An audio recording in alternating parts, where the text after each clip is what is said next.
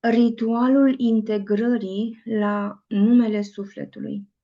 Astăzi merg mai adânc decât frica, decât memoria, decât numele pe care l-am primit. Cobor în rădăcina ființei mele, acolo unde sufletul meu exista înainte ca cineva să mă definească, înainte să fiu chemată, numită, într-un anumit fel, înainte să port poveri care nu erau ale mele, înainte ca durerile neamului să fie așezate pe umerii mei, fără voia mea. Și acum o să vă rog să închideți ochii și să respirați adânc, să inspirați profund,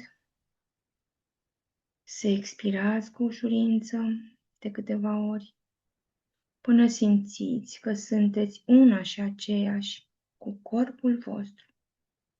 Sunteți una și aceeași cu toate celulele corpului vostru. Simțiți cum respirați prin fiecare celulă din corpul vostru. Simțiți cum corpul se dilată cu ușurință. Cu fiecare respirație se face și mai mare și mai mare, mai mult decât camera în care locuim. Inspirăm și expirăm și simțim că se face cât orașul în care locuim. Inspirăm și expirăm cu ușurință și simțim cum corpul nostru este mai mare decât planeta noastră, este una și aceeași cu Universul. De câte ori inspirăm și expirăm, ne simțim conectați cu Universul. Și acum, și aici, în fața cerurilor, a pământului și a proprii mele conștiințe, aleg să mă eliberez. Privesc acum spre toate femeile din neamul meu, mamă, bunici, străbunici, femei care au iubit în tăcere, care au plâns pe ascuns, care au răbdat fără să fie auzite, care au dus poveri prea grele pentru un singur suflet. Le văd durerea, le văd frica, le văd neputința transmisă din generație în generație. Și astăzi spun, vă onorez, vă mulțumesc pentru viață, dar nu voi mai purta mai departe suferințele care nu mi aparțin.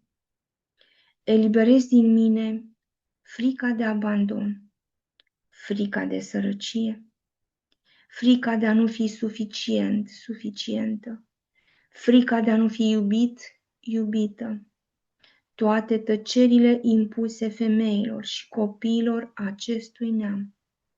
Rup acum jurămintele, blestemele, făcăturile văzute și nevăzute, știute și neștiute, ale durerilor moștenite pe linie maternă. Nu mai aleg sacrificiul fără iubire, nu mai aleg tăcerea care ucide sufletul, nu mai aleg vina transmisă prin generații. Aleg să transform rana în lumină, lacrima în conștiință. Aleg să fiu sfârșitul durerii și începutul vindecării.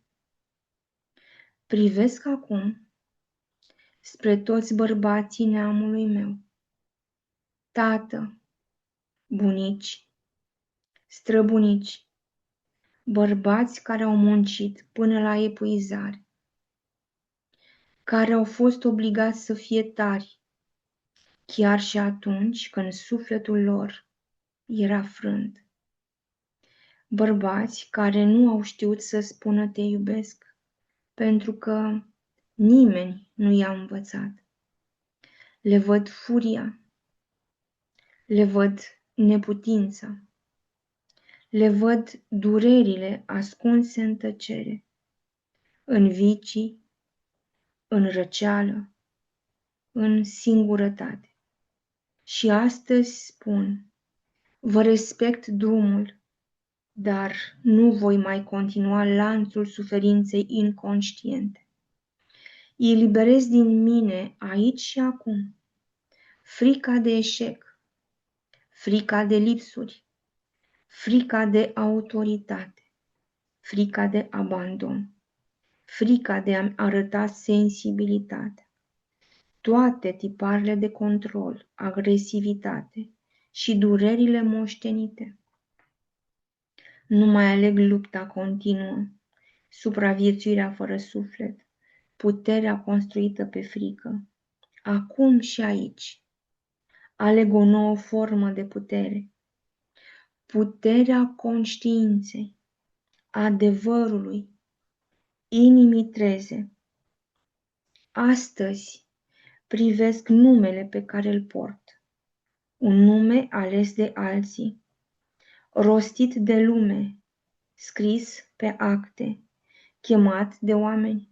Îl respect, dar înțeleg acum că înaintea acestui nume a existat sufletul meu. Eu nu sunt doar eticheta pe care am primit-o. Nu sunt condiționările atașate acestui nume. Nu sunt așteptările proiectate asupra mea. Sunt mai vechi decât acest nume, mai profundă decât această identitate, mai vie decât imaginea creată despre mine. Și astăzi îmi chem adevărata prezență înapoi. Îmi dau voie să exist dincolo de roluri, dincolo de obligații, dincolo de măștile purtate, pentru a fi acceptată. Astăzi închid porțile trecutului și deschid porțile conștiinței. Nu mai merg prin viață ca umbră a durerilor moștenite.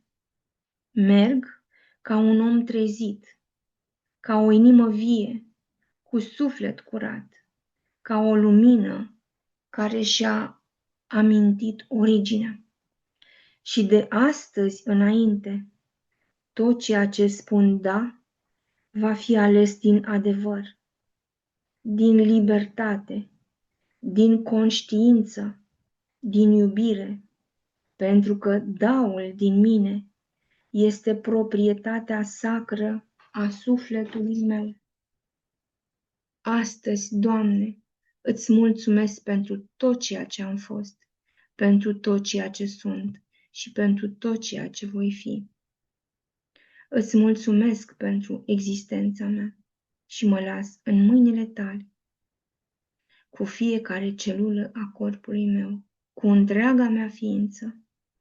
Mulțumesc, mulțumesc, mulțumesc.